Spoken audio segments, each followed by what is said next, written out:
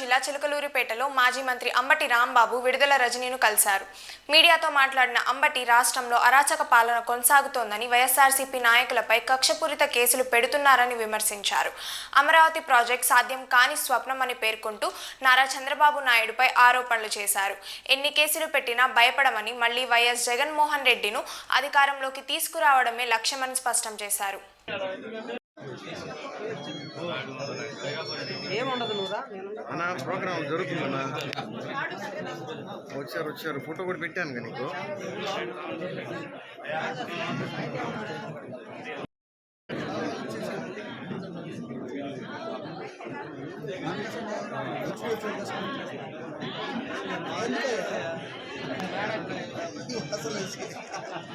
మన కార్లో కార్లో తెచ్చుకోవచ్చు. కత్తి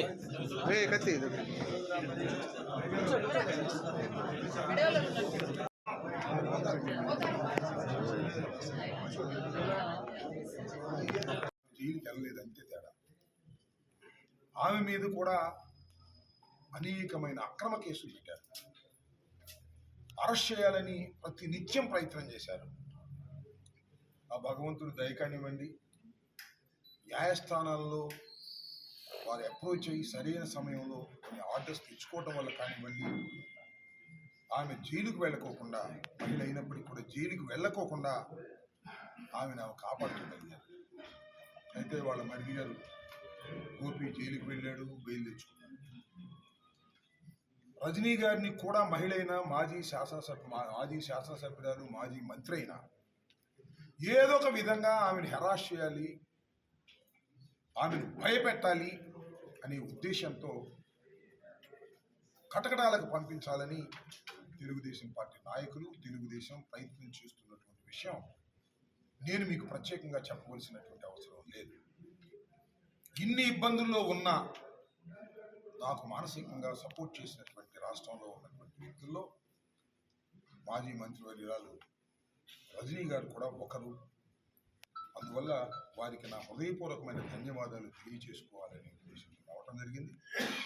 ధైర్యంగా నిలబెట్టేందుకు ఆమెని అప్రిషియేట్ చేసే కార్యక్రమం కూడా ఇవాళ నేను తలపెట్టానని మనం చేస్తున్నాం. సరే, రేపు ఇంకా కేసులు పెడతారు, ఏం చేస్తారు, అన్నిటికీ ఎదుర్కోవడానికి మేము సిద్ధంగా ఉన్నాం. వైఎస్ఆర్ కాంగ్రెస్ పార్టీ, నేను కానీ, రజనీ గారు కానీ, పిన్నెల రామకృష్ణారెడ్డి గారు కానీ ఈ జిల్లాలో మా మీద అనేక కేసులు పెట్టి ఇబ్బంది పెట్టేటటువంటి పరిస్థితి చేస్తున్నారు. మీరు చూశారు, నేను గుడికెళ్ళి వస్తుంటే నా మీద దాడి చేశారు, నా మీద కేసు పెట్టారు. ఆమె గుడికెళ్ళి వస్తుంటే ఆమె మీద దాడి చేశారు, ఈ మీద కేసు పెట్టారు. అంటే దాడి చేసిన వారి మీద కేసులు పెట్టరు, బాధితులు మాత్రమే, వారి మీద మాత్రమే కేసులు పెడతారు. మేము బాధితులు, నేను కానీ ఆమె కానీ బాధితులు. ఆ రోజు మా మీద దాడి చేయడానికి ప్రయత్నం చేశారు, మాపుగా వచ్చి మా మీద కేసులు పెడతారు, దాడి చేసిన వాళ్ళ మీద కూడా కేసులు పెడతారు. ఇవాళ జరుగుతున్నటువంటి విధానం రాష్ట్రంలో అది అనేది చాలా స్పష్టంగా చెప్పదలుచుకున్నాం. మీరు చూశారు కదా, మా ఇంటి మీద 7:20 పాటు దాడి జరిగింది, లైవ్లో అందరూ చూశారు. వాళ్ళ మీద కేసు పెట్టింది ఏంటి? సింపుల్ కేసు, బెయిల్ ఇచ్చి పంపిస్తారు. ఆ రోజునే నేను 7:20 పాటు బాధితుడిగా ఉండి ప్రాణాలు ఉంటాయా పోతాయా అనే సందేహంతో ఉంటే నా మీద అప్పుడే అరెస్ట్ చేశారు, కోర్టులో ప్రొడ్యూస్ చేశారు. 18 రోజుల పాటు కారాగారంలో ఉండే విధంగా చేశారు. అంటే పోలీసు వారి చేతిలో ఉంటే బాధితుల్ని జైల్లో పెడతారు, నిందితుల్ని మాత్రం రాచబాటలో బయటికి పంపించేస్తారు. ఆయన పేరేంటి? తమ్మిరెడ్డి. ఈయన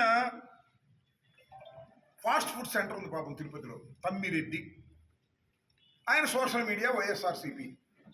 ఆయన ఎప్పుడో పోస్టులు పెట్టాడంట, ఎవరి మీదో, లోకేష్ మీద పెట్టాడో, చంద్రబాబు మీద పెట్టాడో, లేకపోతే ఈ పెమ్మసాని కొత్తగా వచ్చాడు కదా, కొత్త పిచ్చోడు, పొద్దురగడని, బాగా డబ్బులు ఉండి వచ్చాడు. ఆయన అసలు ఏం మాట్లాడుతున్నా ఆయనకి అర్థం కాదు.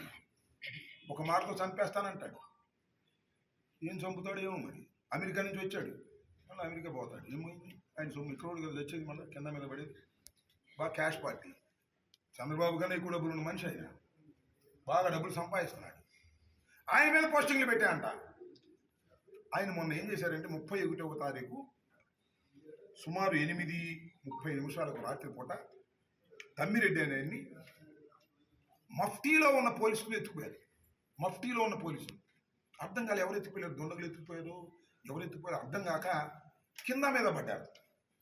ఎవరో చెప్పారు రాత్రి 11 వాళ్ళ కొడుకుకి వాళ్ళకి, అయ్యా మీ నాన్న మఫ్టీలో ఉన్న పోలీసులు ఎత్తుకుపోయారని. మఫ్టీలో ఉన్న పోలీసులో లేకపోతే దుండగులు లేకపోతే ఇంకెవరో అర్థం కాక ఒక కేసు పెట్టారు, మిస్సింగ్ కేసు రిజిస్టర్ చేశారు. ఆ తర్వాత 2వ తారీఖు నిన్న హైకోర్టులో ఒక హెబియస్ కార్పస్ పిటిషన్ వేశారు. అది నోటీస్ వెళ్ళింది. నోటీస్ అంతా ఎలక్ట్ అయ్యారు పోలీసులు. ఎలక్ట్ అయ్యి నిన్న సాయంత్రం నాలాపేట ఉందా మీకు లేదా, ఐపీఎస్ ఆఫీసర్లు ఏం చేస్తున్నారు, ఇండియన్ పోలీస్ సర్వీస్ చంద్రబాబు గూడికం చేస్తున్నారా? అందరినీ కాదు సుమా, కొంతమంది. అందరూ ఐపీఎస్ ఆఫీసర్లు అలా కాదు, కొంతమంది మాత్రమే. చాలా సిన్సియర్ ఆఫీసర్లు ఉన్నారు, వాళ్ళు అప్రిషియేట్ చేస్తే వాళ్ళకి ఏమైనా ఇబ్బంది ఏమో నాకు తెలియదు. నేను మీకు ఒకటి గుర్తు చేస్తా, గవర్నమెంట్ వచ్చినటువంటి 2 మాసాల్లోనే వంశీ ఉన్నాడు కదా,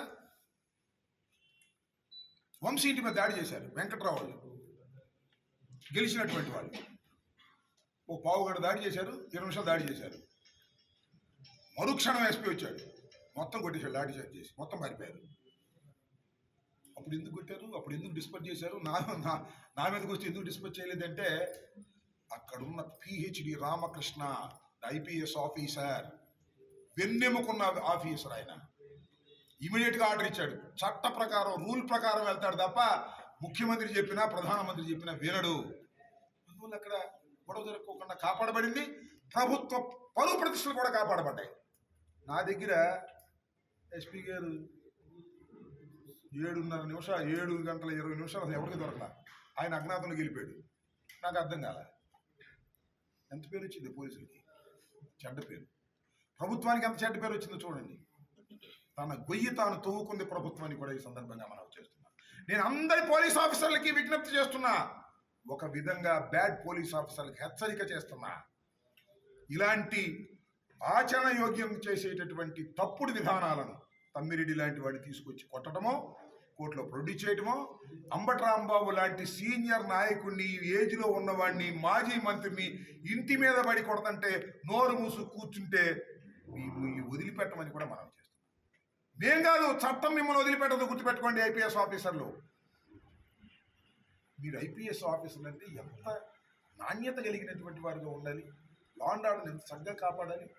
కాపంలో ఈ రాష్ట్రం ఇలాగే కొనసాగితే చాలా ప్రమాదంలో పడుతుందనే విషయాన్ని నేను పోలీస్ డిపార్ట్మెంట్లో ఉన్నటువంటి కొందరికి హెచ్చరిక చేస్తున్నాను. సిన్సియర్గా ఉండే వాళ్ళకి అందరినీ కూడా అభినందిస్తున్నాను. దురదృష్టం ఏంటంటే సిన్సియర్గా ఉండే వాళ్ళందరూ నాన్ ఫోకల్లో ఉన్నారు. లెక్క ప్రకారం అమరావతిని పూర్తి చేయాలంటే 2 లక్షల కోట్లు కావాలి. ఎన్ని? 2 లక్షల కోట్లు కావాలి. ఆయన చెప్పింది నేను చెప్పింది ఎవరు కాదు. ఇప్పుడు పూర్తి అవ్వాలి. నేను నువ్వు బతికుండా పూర్తి అయిద్దా? నాకు నమ్మకం లేదు. మీకు ఎవరికి నమ్మకం ఉంటే చెప్పండి. అది పూర్తయ్యే పథకం కాందని పట్టుకున్నాడు చంద్రబాబు నాయుడు గారు. మావిగన్, అదే ఆంధ్రప్రదేశ్ అభివృద్ధి మంత్రం. రాసుకోండి.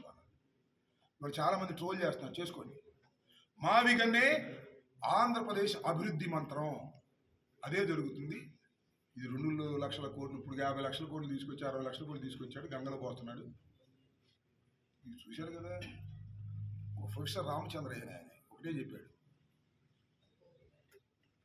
ప్రపంచంలో చాలా పట్టణాలు చూశాను, అమరావతి లాంటి పట్టణం నేను త్వర చూడలేదన్నాడు.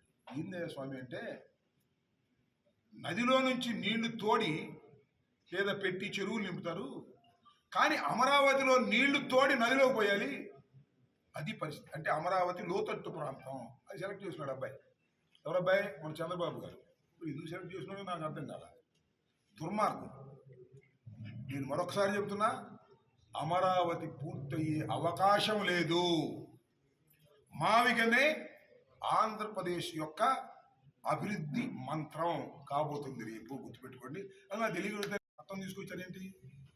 ఎవరు మారుతారని భయం నీకు? అంటే నువ్వు రావనేగా మళ్ళా ఏమన్నా అనుమానమా? నా ఇంకో మాట చెప్తా, అసలు నువ్వు చట్టం చేసేంత మొగడు అయితే వచ్చేవాడు చట్టం చేయలేడు తిరిగి. కామన్ సెన్స్ లేదా చంద్రబాబు నీకు? ఇన్ని సంవత్సరాలు వచ్చింది, ఇంత రాజకీయ పరిజ్ఞానం ఉందని చెప్తున్నావు నువ్వు. అసలు నీకు రాజకీయ పరిజ్ఞానం ఉందని భావించేవాడు అమాయకుడు. నీకు రాజకీయ పరిజ్ఞానం, నీకు అభివృద్ధి మీద ఒక పట్టు ఉంటే అమరావతిలో ఎందుకు పెడతావా రాజధాని? గుంటలో ఎందుకు పెడతావా రాజధాని? వర్షం వస్తే నిండిపోయేటటువంటి చెరువులాగా నిండిపోయి అమరావతి ఎందుకు పెడతావు? స్వార్థం, డబ్బు సంపాదన, కొడుకుని అధికారంలోకి తీసుకురావాలనేటువంటి కోరిక, ఇవి తప్ప ఏవీ లేవు. చంద్రబాబు నాయుడు గారు చాలా గొప్పవాడు అనుకోవటం మన అమాయకత్వం తప్ప మరొకటి కాదనేది రాబోయే తరం ఖచ్చితంగా అర్థం చేసుకుంటుందని నేను భావిస్తున్నాను. మరొకసారి చెప్తున్నా,